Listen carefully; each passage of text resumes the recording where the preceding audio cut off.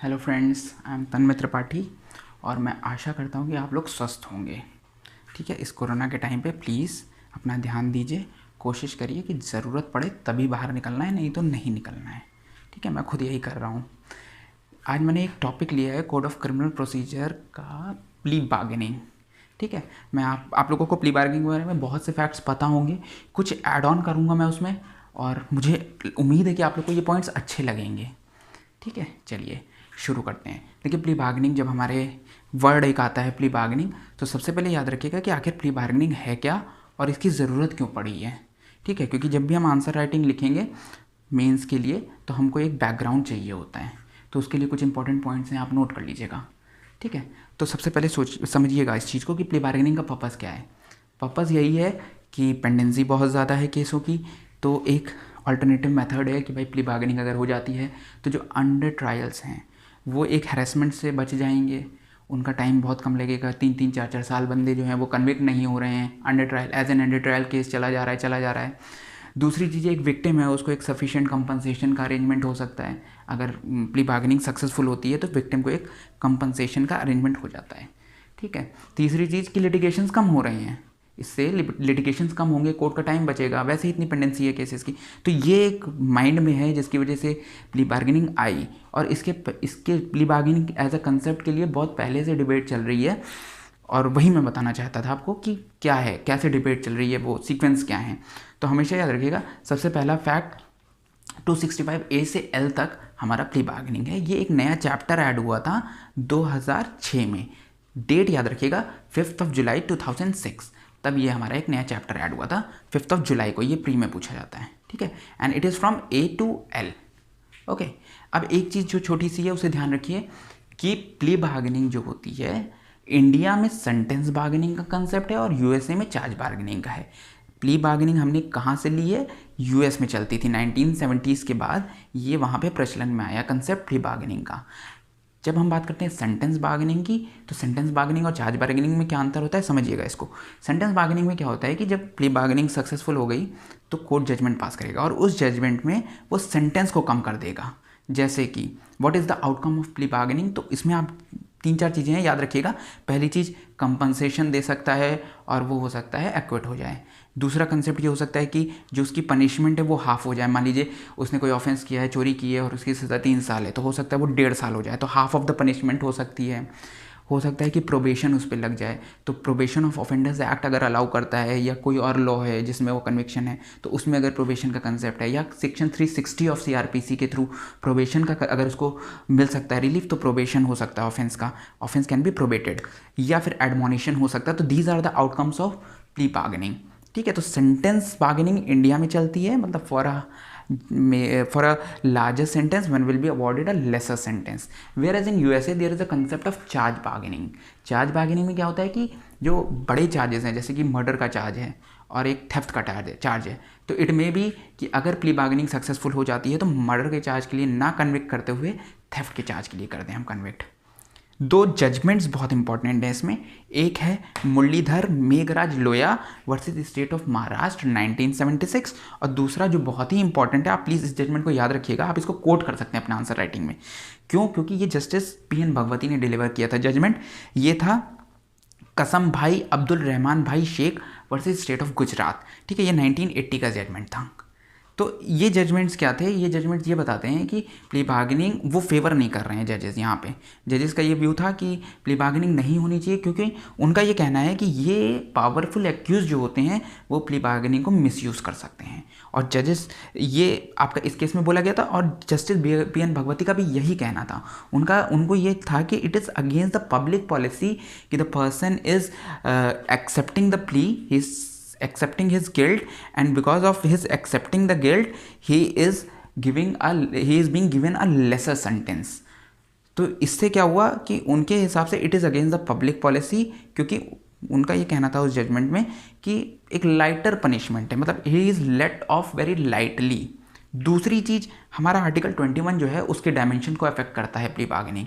As per justice PN Bhagwati in this case, उनका ये कहना था कि article 21 is what, fair trial होना चाहिए, जस्टिस डिलीवर होना चाहिए, ठीक है। तो आर्टिकल 21 के हिसाब से उनका ये कहना था कि अगर प्ली बार्गेनिंग हो रही है तो he is saying somewhere there is the judgment is not reasonable, it is unjust, it is not fair in nature.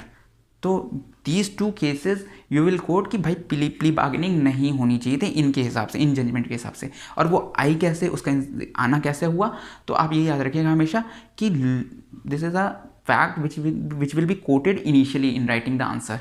क्या फैक्ट है कि लॉ कमीशन की 2 रिपोर्ट्स आई थी और उन दोनों रिपोर्ट्स के बाद आपका मलिमत कमेटी रिपोर्ट आई 2003 में, और उसके बाद फाइनली 2006 में प्ली बार्गेनिंग पिक्चर में आया and it is added by criminal law amendment in 2006, ठीक है। क्या रिपोर्ट थी लॉ कमीशन की? पहली थी 142nd रिपोर्ट जो कि 1991 में आई, और उसके बाद 156th रिपोर्ट आई जो कि 1996 में आई।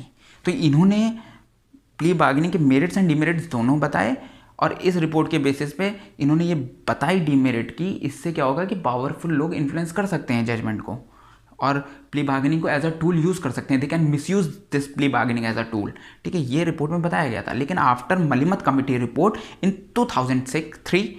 2006 में ये एक्ट, ये कंसेप्ट आपके चैप्टर 21 कैपिटल ए में आ गया CRPC में। सो this is all about the history of plea bargaining. अब कुछ फैक्ट्स बताता हूँ मैं आपको। एक पॉलिसी मैंने बता दी है कि क्यों, क्या ज़रूरत है प्ली बार्गेनिंग जैसे कंसेप्ट्स की। अब कुछ फैक्ट्स बता देता हूँ मैं आपको, कौन कौन से वो केसेस हैं जहाँ पे प्ली बार्गेनिंग लग सकती है। तो हमेशा याद रखिएगा, जो ऑफेंसेस 7 ईयर्स या 7 ईयर्स से कम हैं वहाँ पे प्ली बार्गेनिंग लगेगी। It will not be applicable on socio economic offences. Socio economic offences की लिस्ट होती है, लिस्ट प्रिपेयर की जाती है, अपडेट की जाती है बाय द सेंट्रल गवर्नमेंट, तो वो ऑफेंसेस में प्ली बार्गेनिंग नहीं हो सकती है। चाइल्ड के अगेंस्ट, अगर कोई चाइल्ड 14 ईयर्स से कम का है और उसके अगेंस्ट अगर ऑफेंस हुआ है तो प्ली बार्गेनिंग नहीं हो सकती है। वुमेन के अगेंस्ट अगर कोई ऑफेंस है तो भी प्ली बार्गेनिंग नहीं हो सकती है। And if some person is previously convicted then that accused can not apply for plea bargaining.